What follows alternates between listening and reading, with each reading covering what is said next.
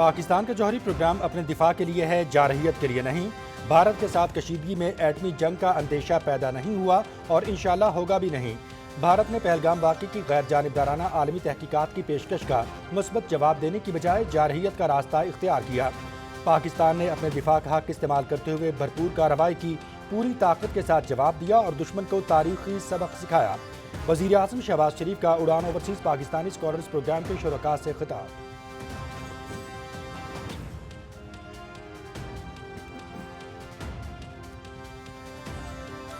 Team work, عوامی خدمت اور کارکردگی پر یقین رکھتا ہوں۔ کارکردگی کی بنیاد پر جانچ کا پیمانہ ہی نئی تبدیلی ہے۔ عوامی خدمت سے ہی ہم اپنا سر فخر سے بلند کر سکتے ہیں۔ چیلنجز پر قابو پانے کا کٹھن سفر طے کیا، اداروں میں اصلاحات لا رہے ہیں۔ بدعنوانی اور سفارش کلچر ختم کر کے میرٹ اور شفافیت کو فروغ دیا۔ ایف بی آر میں ڈیجیٹلائزیشن نے حقیقت کا روپ دھار لیا۔ جدید ٹیکنالوجی کے ذریعے صرف ایک شعبے میں محاصل 12 سے 50 ارب روپے ہو گئے، وزیر اعظم۔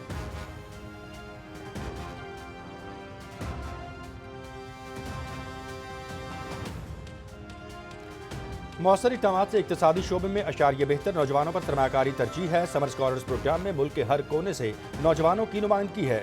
شرکاء کو گورننس سے متعلق امور سمجھنے کا تجربہ ہوگا۔ نوجوانوں کا حقیقی تجزیہ اور فیڈ بیک حکومتی نظام کی بہتری کے لیے فائدہ مند ہوگا، وزیر اعظم محمد شہباز شریف۔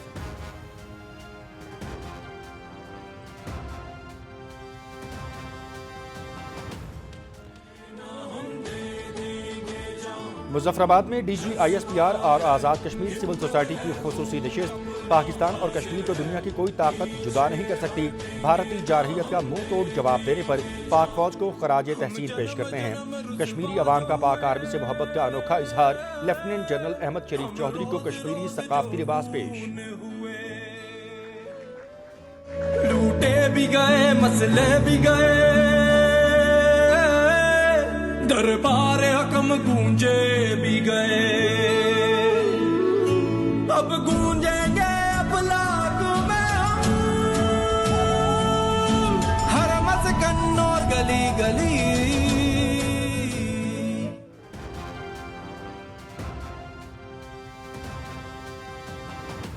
خیبر پختونخوا کی حکومت اکثریت جعلی ہے، خواہش ہے صوبے میں مثبت تبدیلی آئے۔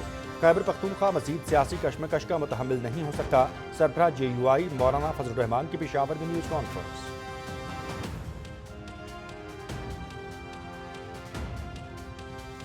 پرامن احتجاج اور تحریک چلانا سب کا جمہوری حق ہے۔ احتجاج آئین اور قانون کے دائرے میں ہونا چاہیے، کسی کو قانون ہاتھ میں لینے کی اجازت نہیں دی جا سکتی۔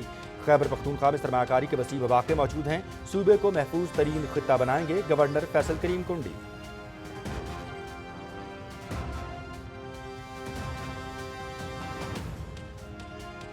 پشاور سے پی ٹی آئی رہنماؤں کی سرکاری گاڑیوں میں لاہور آمد، سیاسی مقاصد کے لیے خیبر پختونخوا کے سرکاری وسائل اور حکومتی مشینری کا ایک بار پھر بے دریغ استعمال۔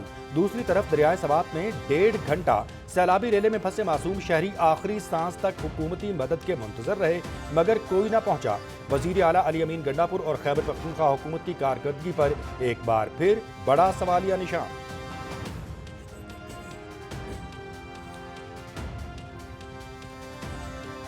پنجاب میں پہلی بار رائٹ مینجمنٹ پولیس فورس قائم، ابتدائی طور پر خصوصی پولیس فورس میں 5000 اہلکار شامل۔ پہلے بیچ کے 3000 اہلکاروں کی تربیت مکمل کرنے کے بعد شاندار پاسنگ آؤٹ پریڈ۔ عوام کے جان و مال کا تحفظ پہلی ترجیح ہے، وزیر اعلیٰ پنجاب مریم نواز۔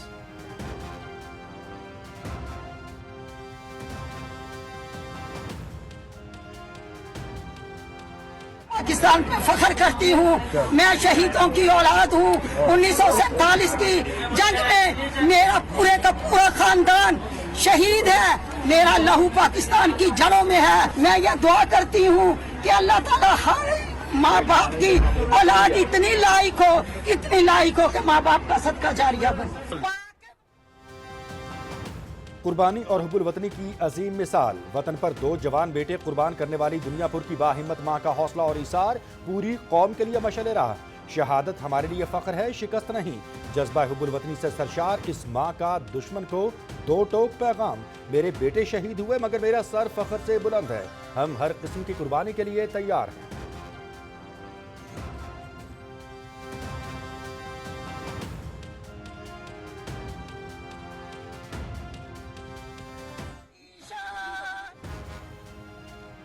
کشمیری بھارتی تسلط سے آزادی کے لیے اپنی جانوں کا نذرانہ پیش کر رہے ہیں۔ 13 جولائی 1931 کے شہداء نے ڈوگرا راج کے خلاف اپنی جانوں کا نذرانہ پیش کر کے تحریک آزادی کشمیر کی بنیاد رکھی۔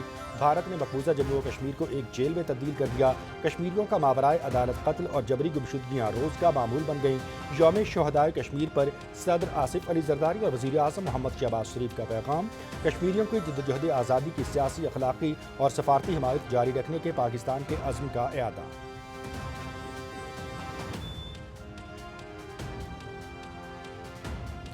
اسرائیل اور حماس کے درمیان دوحہ میں بالواسطہ مذاکرات تعطل کا شکار۔ حماس نے اسرائیل کے انخلاء سے متعلق نقشوں کو مسترد کر دیا۔ امریکہ کی جانب سے پیش کردہ 60 روزہ جنگ بندی کے مجوزہ معاہدے پر اتفاق رائے نہ ہو سکا۔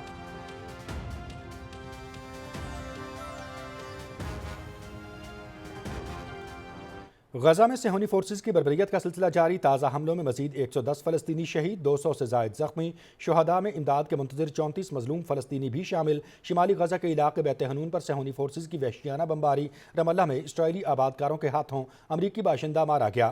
مقبوضہ مغربی کنارے میں چھاپوں کے دوران متعدد فلسطینی گرفتار۔ غزہ میں ایندھن کی قلت تشویشناک حد تک بڑھ گئی۔ اقوام متحدہ کا انتباہ۔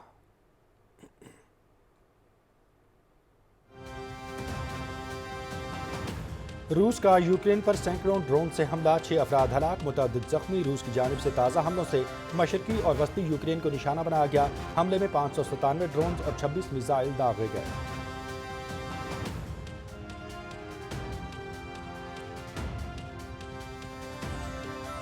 ملک بھر میں آج سے مونسون کے موسلادھار بارشوں کے سلسلے کا آغاز۔ 17 جولائی تک جاری رہنے والے اسپیل میں مری، گلیات، مانسہرہ، کوہستان، احمد آباد، بونیر، چترال، دیر، سوات، شانگلہ، نوشہرہ، سوابی، مردان، اسلام آباد، راولپنڈی، ڈی جی خان، شمال مشرقی پنجاب، بلوچستان اور کشمیر کے برساتی ندی نالوں میں طغیانی کا خدشہ۔ پہاڑی علاقوں میں لینڈ سلائڈنگ کے باعث ٹریفک کی آمد و رفت متاثر ہونے کا خطرہ۔